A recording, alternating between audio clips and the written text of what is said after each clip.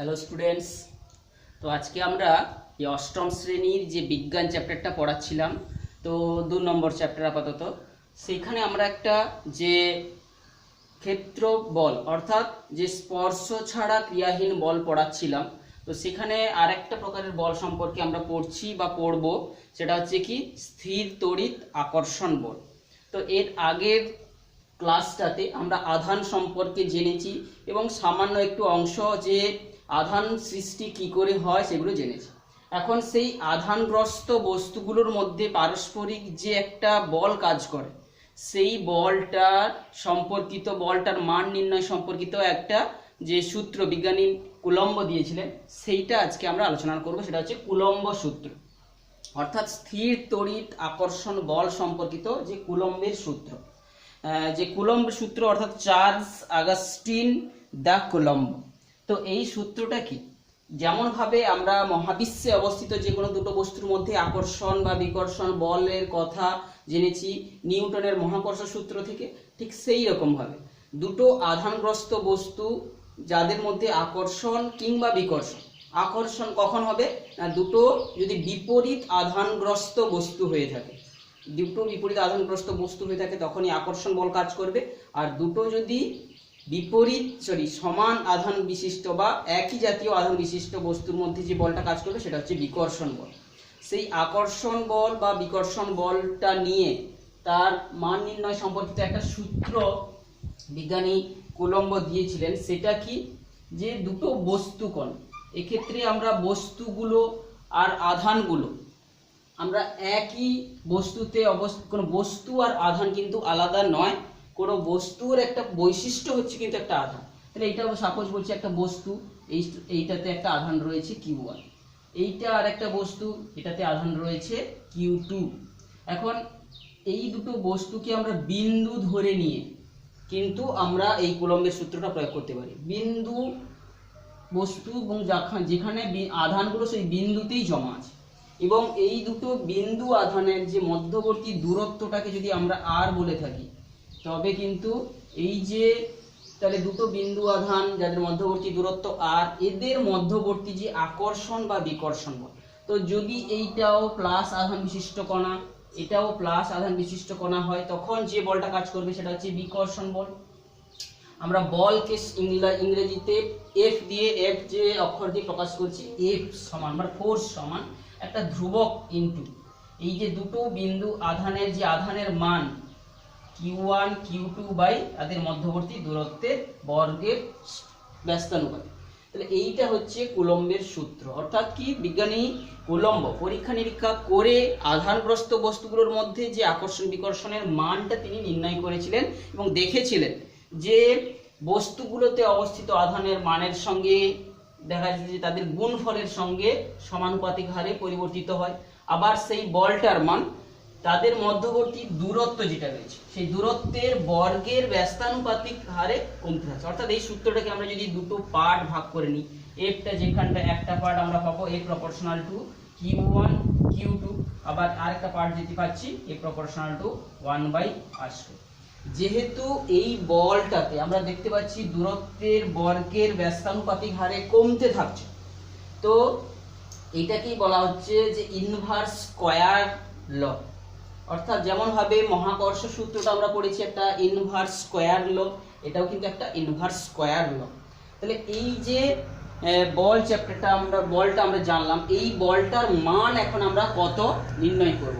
তাহলে এই বলটার মান কুলম্ব সূত্র অনুসারে বলের মানটা আমরা নির্ণয় করতে গিয়ে, তো বল এই নির্ণয় করাটা, বলের যে মান নির্ণয়, এটা কিন্তু আমাদের বিভিন্ন পদ্ধতির উপর নির্ভর করে।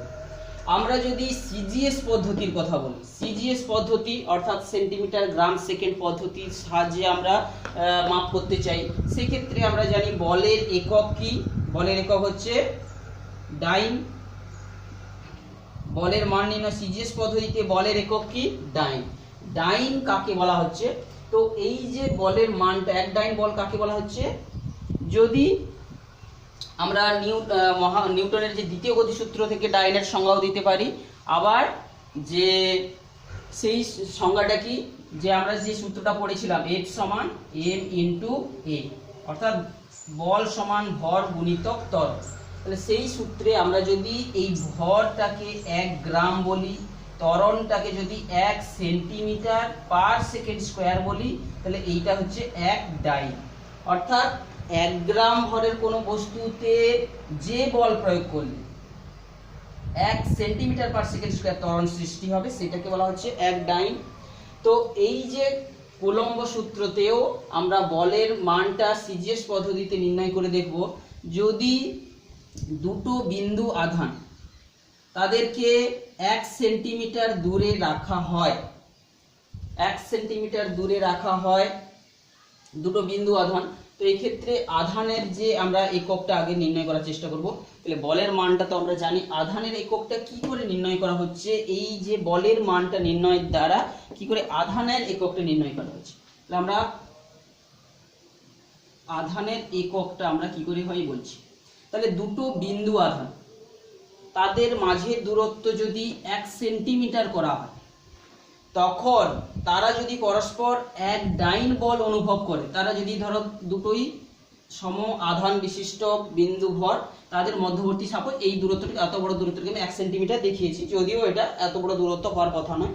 যদি দুটো বিন্দু আধানকে 1 সেন্টিমিটার দূরে রাখলে তাদের মধ্যের যে বলটা যদি 1 ডাইন হয়, তাহলে সেই যে বিন্দু আধান, সমান বিন্দু আধানগুলো যেগুলো রেখেছি, সম আধান বিশিষ্ট দুটো আধানকে যে রেখেছি, সেই আধানগুলোকে বলা হচ্ছে যে সিজিএস পদ্ধতিতে আধানের একক, যাকে বলা হচ্ছে ইলেকট্রোস্ট্যাটিক ইউনিট বা এক ইএসইউ আধান। তাহলে 1 ইএসইউ আধান কাকে বলা হচ্ছে? 1 ইএসইউ আধান কাকে বলা হচ্ছে না, দুটো এমন আধান বিশিষ্ট কণা যাদেরকে 1 সেন্টিমিটার দূরে রাখলে তারা পরস্পরের মধ্যে 1 ডাইন বল অনুভব করবে, সেইটাকে বলা হচ্ছে 1 ইএসইউ বা স্ট্যাট কুলম্ব। এটাকে বলা হচ্ছে কি স্ট্যাট কুলম্ব বলে বলা হচ্ছে। তাহলে স্ট্যাট কুলম্ব কাকে বলে নিশ্চয়ই সংজ্ঞাটা তোমরা জানলে। এটাকে বলা হচ্ছে গাউস, বিজ্ঞানী গাউস এই উপায়ে কিন্তু তিনি নির্ণয় করেছিলেন, অর্থাৎ তড়িৎ আধান পরিমাপের এই উপায়টাকে আমরা গাউসের উপায় বলি, গস। তো অর্থাৎ বিজ্ঞানী গস এই পদ্ধতিতে আধানটার যে এককগুলোকে তিনি নির্ণয় করেছেন। তো আধানের একক নির্ণয়ের আরো একটা পদ্ধতি আছে, সেটা হচ্ছে এসআই পদ্ধতিতে। এটা যেমন সিজিএস পদ্ধতিতে আধানের একক নির্ণয় করা হলো, সিজিএস পদ্ধতিতে বলের একক ডাইনকে ধরে নিয়ে যেখানে আমরা আধানের একটা একক নির্ণয় করলাম, ঠিক একই রকম ভাবে এসআই পদ্ধতিতেও আধানের একক নির্ণয় করা হয়ে থাকবে। সেটা কি, যে দুটো এমন বিন্দু আধানকে, এইখানে একটা বিন্দু আধান, এইখানে একটা সমজাতীয় ধরো সম আধান বিশিষ্ট দুটো বিন্দু আধানকে যদি 1 মিটার দূরত্বে রাখা হয়, 1 মিটার দূরত্বে যদি রেখে দেখা যায় যে তাদের মধ্যে যে বলটা, যদি এখানে বিকর্ষণ বল হবে, এই বিকর্ষণ বলটা যদি 1 নিউটন হয়ে থাকে, তবে ওই যে বিন্দু আধানগুলোকে বলা হচ্ছে কি, 1 নিউটন নয়, যদি 9 × 10⁹ নিউটন হয়, যদি দুটো এমন বিন্দু ভর যেখানে আধান রয়েছে, সেই বিন্দু আধানকে যদি 1 মিটার দূরত্বে রাখলে তাদের মধ্যের যে বিকর্ষণ বা আকর্ষণ বল, যদি একই জাতীয় আধান রাখা হয় তাহলে বিকর্ষণ বল, যদি বিকর্ষণ বলের মানটা দেখা যাচ্ছে যে 9 × 10⁹ নিউটন হচ্ছে, তবে সেই যে বিন্দু আধানগুলোর একককে বলা হবে কি না কুলম্ব। এক্ষেত্রে সেই বিন্দু আধানের একক হবে, তখন আধানের একক ধরা হয়েছে, এককটাকে আমরা বলবো কুলম্ব। তাহলে বোঝা গেছে কুলম্ব কখন বলা হচ্ছে, অর্থাৎ আমরা বল পরিমাপটা দ্বারা কিন্তু আধানের পরিমাপটা করলাম। একটা হচ্ছে সিজিএস পদ্ধতিতে, যাকে বলা হচ্ছে গাউসের পদ্ধতি, অর্থাৎ বিজ্ঞানী গাউস এই পদ্ধতিতে প্রথম নির্ণয় করেছিলেন। তো এক্ষেত্রে আমরা দেখতে পাচ্ছি গাউসের পদ্ধতিতে এই যে ধ্রুবক, যে কুলম্ব সূত্রে যে ধ্রুবকটা ছিল, এই যে ধ্রুবকটার মান কিন্তু 1 হলো, এটা হচ্ছে গাউসের পদ্ধতিতে। আর এসআই পদ্ধতিতে হলে কি হবে, এই কেটার মানটা আমরা দেখতে পাচ্ছি 9 × 10⁹ নিউটন। তো এই রকম ভাবে 9 × 10⁹, এককটা আরো চেঞ্জ হবে, এককটা হবে কি coulomb square per metre square per newton per coulomb square. এইটা হবে কে এর যে এককটা। তো আজকে আমরা কুলম্বের সূত্রটা এবং সেই সূত্র থেকে যে আধানের এককটা নির্ণয় করা হচ্ছে, কি করে বিজ্ঞানীরা নির্ণয় করেছেন সেটা জানলাম। এখন এই যে আমরা আধান আধান বারবার বলছি, আধান আমরা কোথায় আছে জানি, একটা পদার্থ তো পরমাণু দিয়ে তৈরি, সেই পরমাণু আমরা জেনেছি পরমাণু আবার যে আমরা 7 এ শিখে এসেছি বা আমরা জেনেই গেছি, পরমাণু আবার 3টা কণা দিয়ে গঠিত, একটা প্রোটন আর একটা নিউট্রন আর বাইরের বিভিন্ন কক্ষপথে থাকে ইলেকট্রন। তো এইটাই হচ্ছে পরমাণু। এইটা পরমাণু নয়, এইটা একটা পরমাণুর উদাহরণ। এই রকম ভাবে আরো ভিন্ন ভিন্ন পরমাণুর ক্ষেত্রে কি হবে, তাদের প্রোটন সংখ্যাগুলো আলাদা আলাদা হয়, সঙ্গে সঙ্গে তাদের বাইরের কক্ষের ইলেকট্রনগুলো আলাদা আলাদা হয়। অর্থাৎ এই যে আধানটা তাহলে পরমাণুর মধ্যেই রয়েছে। তাহলে আধানটাকে যদি আমরা কোনোভাবে যদি অপসারিত করতে পারি তাহলে সেটা আধানগ্রস্ত বস্তু হয়ে যাবে। তো এই আধান বলতে কি, যে একটা ইলেকট্রন রয়েছে একটা প্রোটন রয়েছে। এখন আমরা কোন আধানটাকে এখান থেকে সরিয়ে নেওয়া সহজ হবে, যেহেতু ইলেকট্রনটা পরমাণুর বাইরে অবস্থিত, তো পরমাণুর বাইরে বলতে কি মানে বহিস্থ ভাগের দিকে অবস্থিত, তো এই ইলেকট্রনটাকে অপসারণ করা কিন্তু তুলনামূলকভাবে অনেক সহজ। এবং এই ইলেকট্রনটা অপসারণ করতেও যেমন শক্তি কিছু দরকার পড়ে, তেমনি ভাবে ওই ইলেকট্রনটাকে অন্য কোনো পরমাণুতে প্রবেশ করিয়ে দিতেও আমাদের কিছুটা শক্তি লাগবে। অর্থাৎ এখান থেকে ইলেকট্রন অপসারণ করার জন্য শক্তি যেমন দরকার, যে কোনো একটা পরমাণুতে ইলেকট্রনটা পাঠিয়ে দিতেও কিছু সমান শক্তিও দরকার। কিন্তু ইলেকট্রনকে যেমন ভাবে সহজে সরানো যায়, কিন্তু প্রোটনকে কিন্তু নিউক্লিয়াসের ভেতর থেকে কোনোভাবে সরানো যায় না, এতটা সহজ নয়, অত্যন্ত কঠিন কাজ। অর্থাৎ করা যায় না বলতে গেলে আমরা বললে ভালো হবে। অর্থাৎ কারণ কি, এখানে নিউক্লিয়াসের মধ্যে ওরা নিউট্রন প্রোটন এরা কিন্তু একটা তীব্র শক্তিশালী আকর্ষণ বল নিয়ে ওদের মধ্যে থাকে, একে বলা হচ্ছে নিউক্লিয় বল। এই শক্তিশালী বলের হওয়ার জন্য আমার কেবলমাত্র পরমাণু থেকে ইলেকট্রনটাকে সরাতে পারি।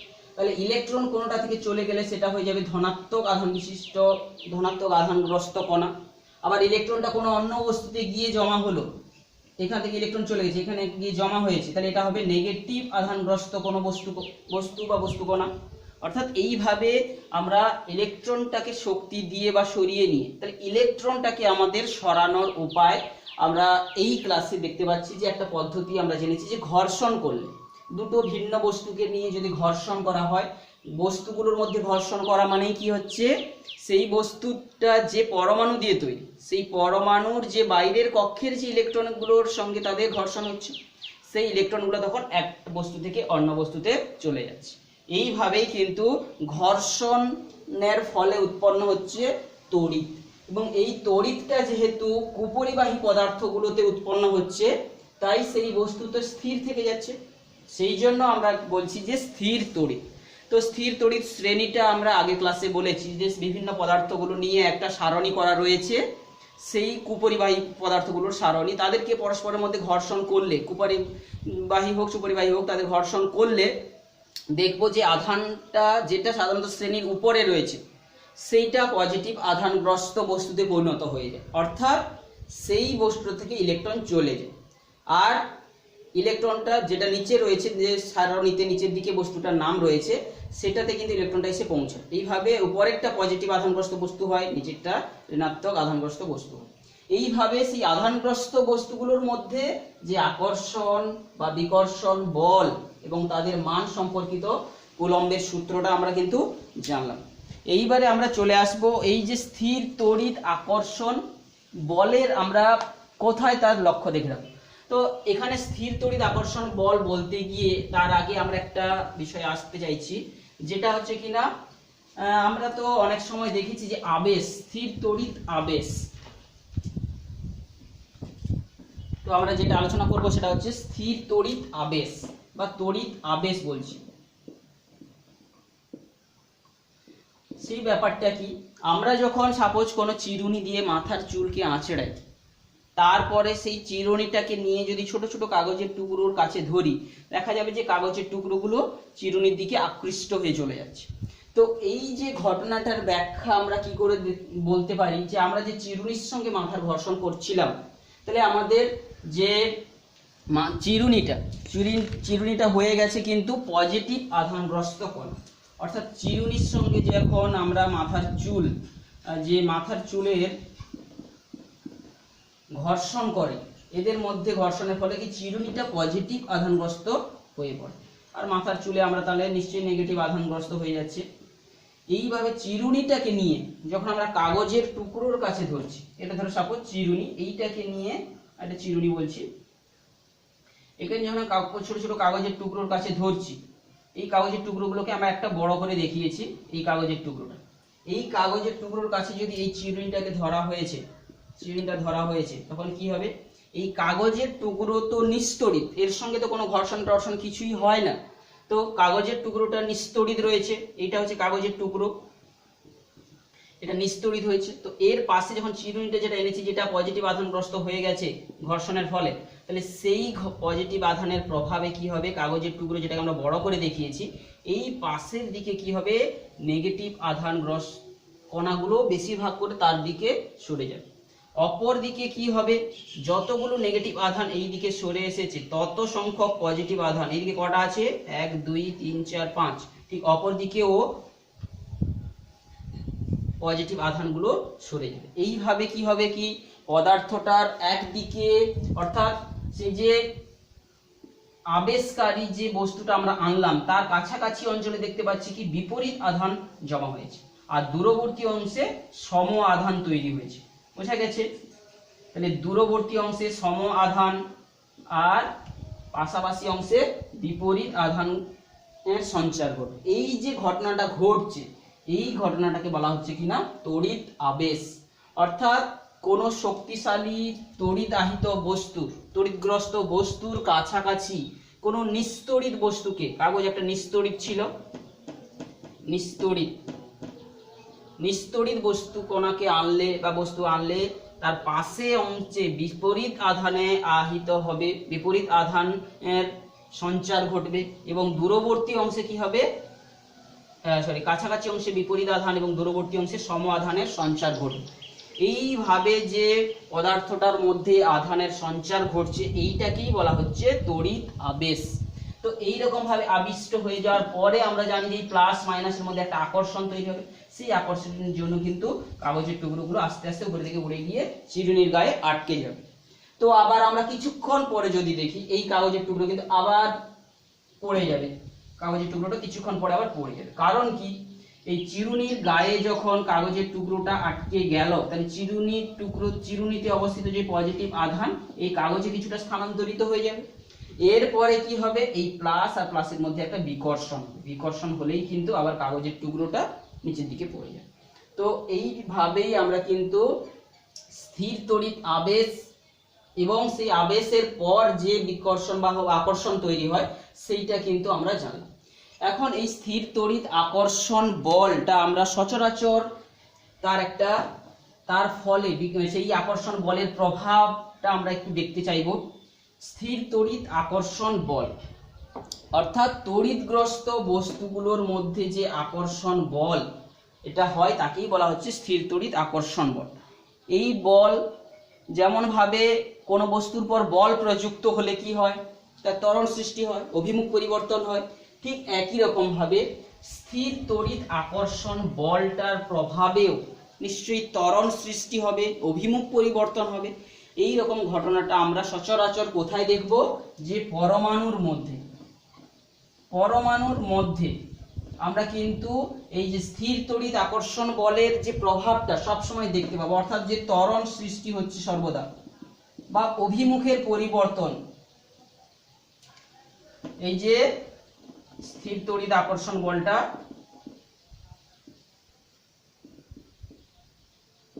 বল ও ওই বলের প্রভাবে গতি, এইটা আমরা দেখে রাখি। তাহলে পরমাণুর মধ্যেই আমরা এই স্থির তড়িৎ আকর্ষণ বল কিংবা ওই আকর্ষণ বলের দরুন যে সৃষ্টি হচ্ছে ত্বরণ বা অভিমুখ পরিবর্তন হচ্ছে, অর্থাৎ বলের প্রভাবের যে গতিটা আমরা কিন্তু দেখে রাখি।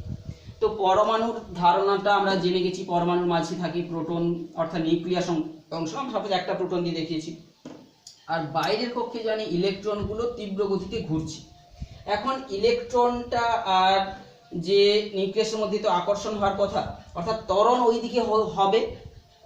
এখন ইলেকট্রনটার গতিক অভিমুখ কিন্তু নিউক্লিয়াসের চারিদিকে সর্বদাই অভিমুখ পরিবর্তন করছে, বারবার অভিমুখ পরিবর্তনের দরুন কিন্তু তার ত্বরণের অভিমুখ সবসময় কেন্দ্রগামী হচ্ছে।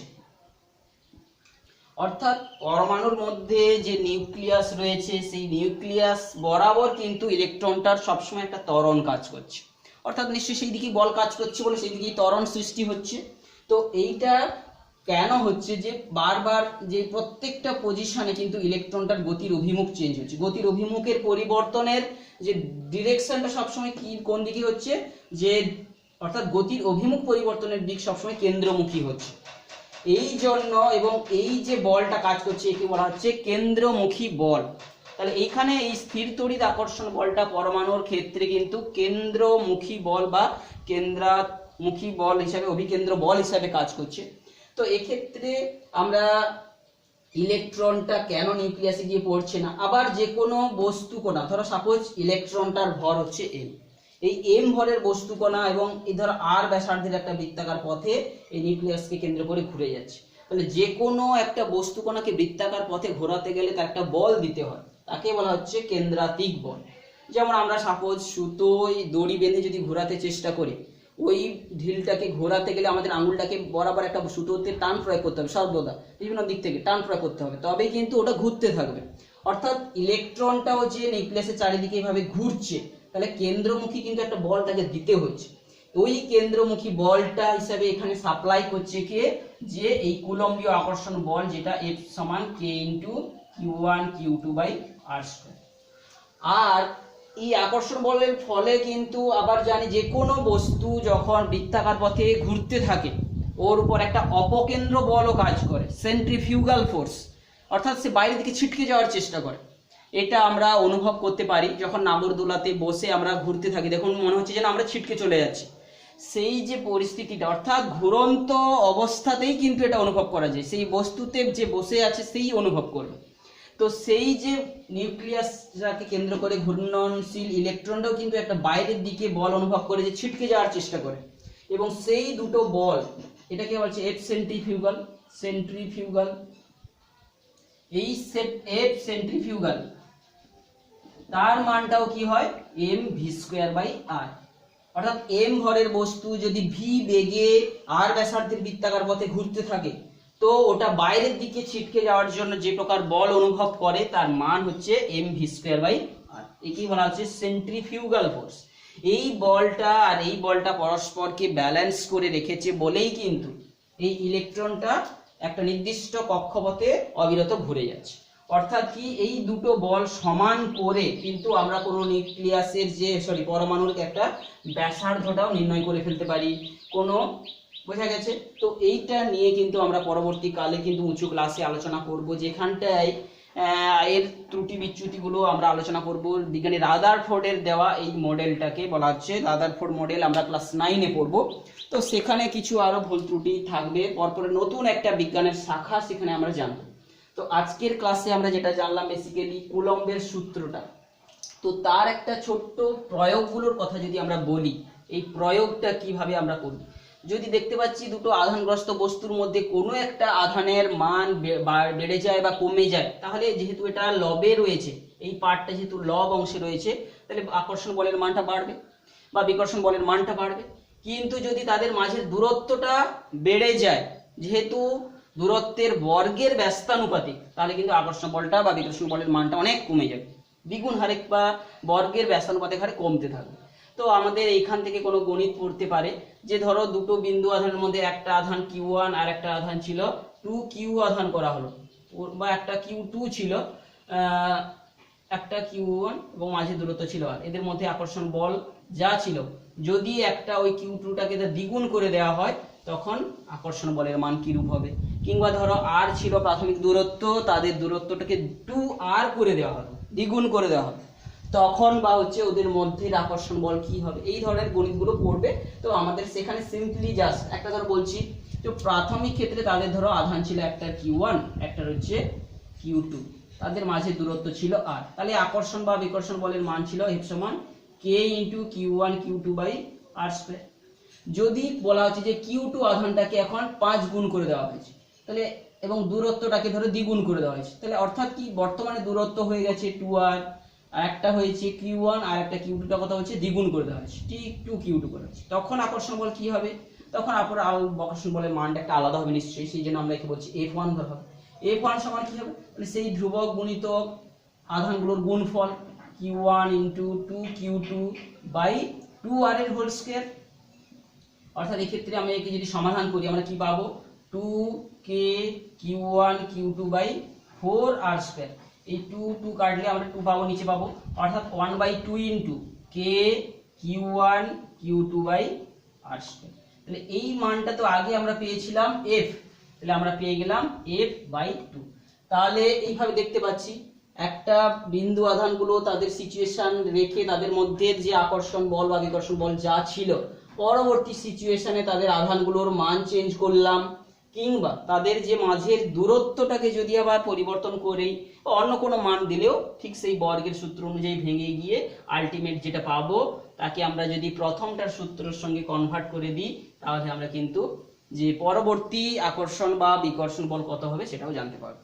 তো আজকে আমরা এটা পড়লাম এবং এইটার উপর ভিত্তি করে যে প্রশ্নমালাগুলো আছে বা বিভিন্ন যে প্রশ্নবিচিত্রা বইগুলোতে যে প্রশ্নগুলো পাবে নিশ্চয়ই তোমরা এবার করার চেষ্টা করবে।